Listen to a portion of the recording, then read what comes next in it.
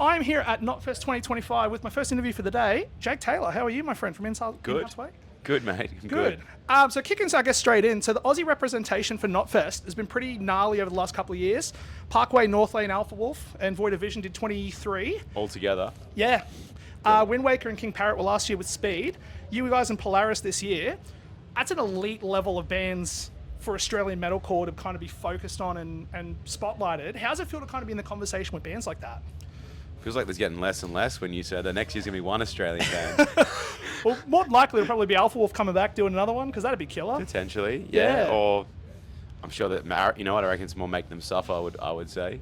Bro, Make Them Suffer need to be on it. And there you go. Yeah, I can't even think. Honestly, like, it's... The list is getting smaller and smaller who they can put on for the first time. But yeah. But no, you know what? It's important. I think it's important because at the end of the day, like this is these cities and these places are our, I don't want to say training grounds, but like that's where we learn how to play music. And there's people that have been following our bands since our first shows. And so when these big festivals come, it's really it's important, I think, to include the bands, and because we're out there representing the world when we go overseas, and it's great to be given these opportunities to play on bigger stage with these massive acts. And I think all those bands undoubtedly deserve it. They deserve to be among those bands. Yeah, for sure. It's important. Speaking of the tour, last year you guys were on a US tour with Miss May I. Yep. Has it been cool to catch up? And Yeah. We've toured with them previously on the Parkway Drive American tour as well. Yep. So it's just like revisiting family members at this point. Yeah, it's nice. Cool. But this is the first time you would have kind of hung out with them in Australia, right? Yes. Been showing them around? No. We've all got different travel schedules. I think we're just seeing them battling the heat. But look, it's no different than playing in Florida with them, to be honest. But look, they're involved in our set in a big way. One of them goes crowd surfing on the dunes of Arrakis. Oh, sick. And someone else is doing a guest spot. So that's how we get to catch up. Yeah, hell yeah, that's awesome. Now, you guys have just come off a monster 16-date regional tour with Ocean Sleeper and In Heart's Wake. With Reliqua and Inertia. Yes. How are the vibes kind of going back out and doing the regional shows before then coming and doing these massive shows? Oh, it's perfect. It's perfect to be playing all of those spots and refining the set to a point of we could do it now with our eyes closed. Yeah. Because then we get to come here and do the same thing, but then bring in some extra surprise guests and just like add some extra spice. Yep. So it couldn't have planned it any better, to be honest. And I think I prefer regional show. Like, they're my favorite type of show. Yeah. So you guys were playing the Koala, and I wanted to make it out there, but I just like couldn't make it. Playing the Koala. Yeah, that's wild. Like, I used to go there and drinking all the time, and never thought in a million years I'd see kind of level, like the caliber of bands you guys are. Yeah. Because I think everyone on that bill was crazy. Like, a Reliqua didn't come out, but you guys had the Brave, right? Yeah, we had the Brave. It was a great show. There was like 400 or 500 people in that thing. That's wild. I can't fathom on a Sunday. Yeah, I can't fathom putting that many people in that room. Yeah, I don't know. I think they must have enough exits and toilets to make it work. So it's crazy. Now, you guys also supported Into Shikari in 2012. Yes, we did. And they're also on the lineup. So yes. have you had a chance to reconnect with them? Yes. And we got to tour Japan together on like a school bus. It was us, Crossfaith, and them on a school bus. You know, those like, I shouldn't say school bus. Even like just a regular, those regular transport buses that have like the funny coloured seats that look like they could be the carpet of like some tacky hotel. And you're sitting on the, they hired a bus. Crossfaith did, and all three bands are on it, and we travelled Japan, South Isle, going down to the south, and so we're looking at the world. There goes like Hiroshima, and like it was just such a cool trip we had together. So we're rekindling times of that when I saw him. That's such a crazy tour because I love Crossfaith, and like the moment you said Crossfaith with the two of you guys, I'm like, yeah, of course that tour needs to happen. So fingers crossed you guys can do it in Australia. That'd be killer. All three would be tough. We've brought Crossfaith here on one of our tours. Yep. Into Shikari, they're their own beast. Yeah, Shikari's sick. Yeah, amazing. Now, the new album last year, Incarnation, is the sequel to the first record that you guys did, Divination, in 2012. Yes. Because it's a kind of like a sequel and it's got like the tarot theme and all of that, what inspired to then make the sequel now? Because you guys did the first 11 cards on the first record, now doing the second 11 cards. Bit of a difference, like bit of a time gap between the records. Yeah, look, rather than calling it is a sequel, it's not incorrect, but I would say it's a counterpart. Cool. Would be like, which it's the same thing, but from an artist's point of view, meaning it's not like, here's part two. It's saying, here's where we're at 12 years later, and here's the shadow side of all of the cards. So everything is flipped upside down, if you will. Imagine the upside down of Stranger Things. Yep. You know, like that's the best way I can think of it. It's the shadow meanings of all the cards. Yeah. And they were the last remaining 11 cards that we had to work with. So when we're dealing with the devil, like it's going to be a dark song, and it's going to go to some pretty extreme places of fear. Yeah. Yeah. Did that also kind of then, I guess, come with the idea of doing the flipped album, like the song names on some Correct. of the songs? Yeah, they're all of the, in the titling of all the tracks, they're all upside down because they are all the shadow meaning of each of the card. Every card has a heads or tails. Yeah. Still the same coin. Yep. But something can either be an excess or not enough.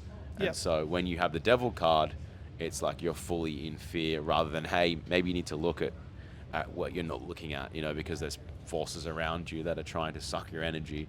So that's how you get the flip side of that. Yeah, cool. Yeah. The record also had a couple of really sick features. Some who featured on the first record, with some new ones as well, like Yes. Kaito and David Gunn and stuff like Yes. that. Was there anyone in particular when you came to putting the new record together that you were looking forward to getting back or having for the first time? No, those were all of the right people. Yeah? Yeah. Was there anyone in particular though you were like really excited to like have them there? Oh yeah. Well, David. I reckon David. working with David, because we'd spent a lot of time together on a couple of tours, and when him and I get talking, we go to some pretty crazy rabbit holes. So just that whole night writing that song was just weird. We had like a toad in the studio, like it just appear, and driving to dinner, we had like a massive buck just run onto the road, and he's looking at me going, dude, he's like, this is freaky. He's like, you know, like this is going to be a weird night. We're up till 4 a.m. with writing this weird song with everyone jumping in doing guest. It was just a weird experience. Yeah. I feel like that too with like the toad and stuff like that. You feel like that's a little omeny in a sense with like writing about tarot cards. Yeah. Well, it was the dark magicians were working. Yeah. Working their magic. For sure. So Cody from the Livewire gave the album a perfect 10. I know the response from the community has like adored the record. Was that something you guys were expecting with this album? Like, were you expecting the love that you got?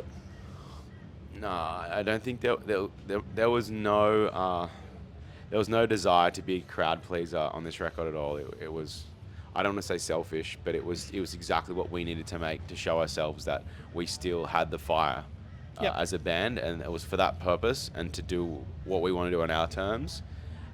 And we have to trust that if we really do that authentically, then we're showing up and doing our due diligence as a band, and that will, I guess there's a hope, but like that will be received how it needs to be received. Yeah, for sure. It's a thing of trust, I guess. So, art is all so subjective to say who's got a 10 and who's got a 6. You know. Yeah, for sure. At the end of the day, whoever it's about the people that show up, I think, at the actual shows, and how they actually respond to the art that tells us how it goes. Yeah. So the record also has just dropped, I think, a deluxe edition with 2 bonus tracks. It was Apollo and Carnix, right? Yeah, it's not a deluxe edition. It was just us wanting to give a bit more to the people that are enjoying the record and say, hey, these are the 2 songs that didn't make the cut because they weren't good enough, but also there was no cards that spoke to these songs. They were just like the extra pieces that we needed to make. So they're part of the same session, Yep. but it's just online. We're not going to do a, hey, deluxe, go and buy this thing with 2 songs that they're not even the best songs, you know. Yeah. We're not doing that, no. No, it was actually my question. Like, how do they kind of fit into the tarot? But I guess they just didn't. But They they're just did it. like, these are songs that are, good enough to Yeah, put that out would. there. Yeah, one song, Apollo, like the lyrics, the comeback is always bigger than the setback. It was a lot of like, this was our fight, cheesy as it sounds, but it was our fight as a band to not, when they throw in the towel, you got to throw it back. It's like Yep. a cheesy line, but it's saying like we're not giving up. Like, That's it. That was just, we needed to get that out as a band into a song. Didn't make the record, didn't have a card, but it still serves the purpose. It's an empowering message, though. Yeah. Last question. What's on the horizons? What's next? Touring Europe is next. Yep. There may be America again. It'll happen again. I just don't know which tour we'll be on. Probably a few regional spots potentially that we haven't hit. Yep.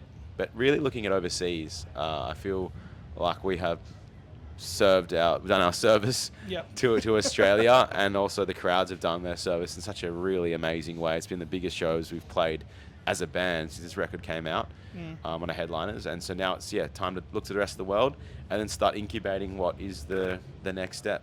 Cool. Are you guys hitting the festival circuit over in Europe? We're Like not. some- No, we're doing a. We're with main support to Caliban on their. Oh, holy shit. Yeah, and that band has like really loyal fans, and they're playing really big, impressive rooms. And so again, it's like I said to the Miss May I comment. I think stepping into like playing to other loyal Yeah. acts and just rocking it. It feels good. Yeah. Yeah. I think Caliban haven't been here for like a decade, so you will have to tell them to come back. I've been dying to see him again. Yeah, they'd be good on a Knotfest. For sure. That would make sense. For sure. Well, thanks for taking the time out, man. Appreciate Pleasure. it. Thank you Cool. for having Thanks. me.